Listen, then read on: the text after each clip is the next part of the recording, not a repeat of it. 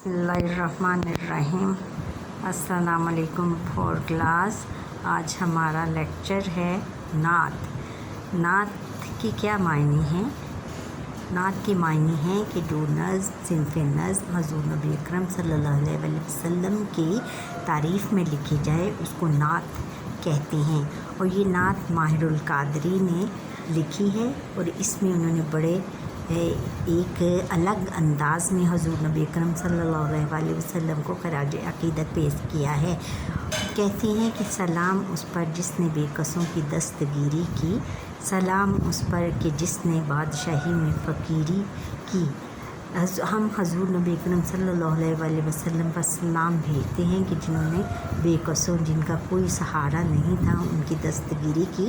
دستگیری کا مطلب ہے مدد کرنا، ان کی مدد کی ان کو، اور سلام اس پر کہ جس نے بادشاہی میں فقیری کی۔ ہم اس حضور نبی اکرم صلی اللہ علیہ وسلم پر سلام بھیجتے ہیں کہ جنہوں نے بادشاہی میں بھی فقیری کی، یعنی انہوں نے بادشاہ ہوتے ہوئے بھی، رحمت للعالمین ہوتے ہوئے بھی ایک فقیر کی سی زندگی گزاری۔ سلام اس پر کہ اسرار محبت جس نے سمجھائے، سلام اس پر جس نے زخم کھا کر پھول برسائے۔ ہم حضور نبی اکرم صلی اللہ علیہ وسلم پر سلام بھیجتے ہیں کہ جنہوں نے اسرار محبت، اسرار کا مطلب ہے راز، اور محبت کا مطلب ہے پیار کرنا، تو جنہوں نے محبت کرنے کا کہ ڈھنگ، یعنی محبت کرنے کا راز ہمیں بتایا۔ اور سلام اس پر کہ جس نے زخم کھا کر پھول برسائے۔ سلام ہم حضور نبی اکرم صلی اللہ علیہ وسلم پر سلام بھیجتے ہیں کہ جنہوں نے کفار مکہ اور تمام مشرکین کو کے ظلم برداشت کرتے ہوئے بھی آپ نے ان کو اسلام کی دعوت دی، اور ان سے کبھی بہت اچھے طریقے سے ہمیشہ ان سے بات کی۔ سلام اس پر کہ جس کے گھر میں چاندی تھی نہ سونا تھا، سلام اس پر کہ ٹوٹا بوریا اس کا بچھونا تھا۔ ہم حضور ان پر سلام بھیجتے ہیں کہ جنہوں نے جن کے گھر میں نہ سونا تھا نہ چاندی تھی، کہ وہ بہت غریبی کا سنپرسی کی انہوں نے زندگی گزاری، اور ان کا جو ٹوٹا ہوا بوریا اور ان کا بچھونا جو تھا، نہ کوئی اتنا تخت و تاج نہیں تھا، بلکہ ایک ٹوٹا ہوا بوریا کہتے ہیں جو فرش پر بچھایا جاتا، ٹاٹ کو بوریا کہتے ہیں، بہت پھٹا پرانا بوریا، اس پر بیٹھ کے آپ درس دیا کرتے۔ سلام اس پر جو سجائی کی خاطر دکھ اٹھاتا تھا، سلام اس پر جو بھوکا رہ کر اوروں کو کھلاتا تھا۔ اور ہم ان پر سلام بھیجتے ہیں کہ جو سچائی کی خاطر، جنہوں نے سچائی کی خاطر بہت زیادہ دکھ اٹھائے اور تکلیف برداشت کی۔